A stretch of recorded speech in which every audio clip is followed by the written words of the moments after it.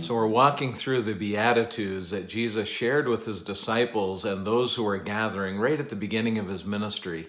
He said, "Blessed are those who are poor in spirit, who understand their spiritual poverty. Blessed are those who mourn, who are sorry for their sin. And now thirdly, blessed are the meek, for they shall inherit the earth."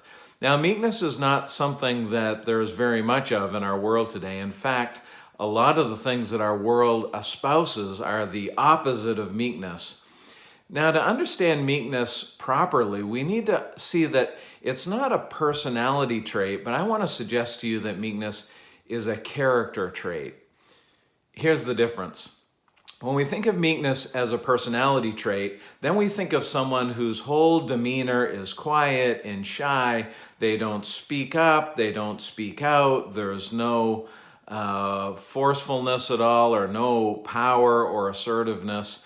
And we shouldn't consider those things to necessarily always be wrong. Now, they can be used wrongly. But when we think about meekness as a character trait, it kind of flips the script for us, because we think about meekness in terms of controlling our voice, controlling our power, controlling our assertiveness. Meekness is not a lack of assertiveness. It's more of a lack of self-assertiveness. In other words, I don't go around and demand my own way. I don't demand my rights. I don't demand special privileges.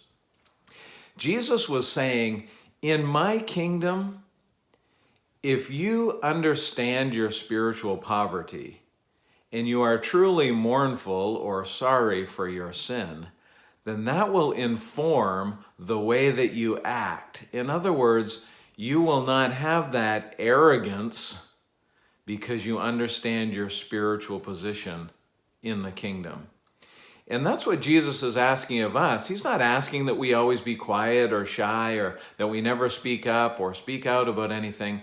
But he's saying, understand because of your sinfulness that you have no right to demand special privileges.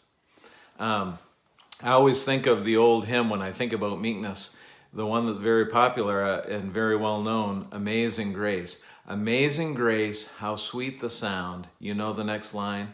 That saved who? A wretch like me. John Newton was aware of his spiritual poverty, and he mourned for his sin, and as a result, meekness was one of his character traits. He understood that he did not deserve any special privileges or any special treatment.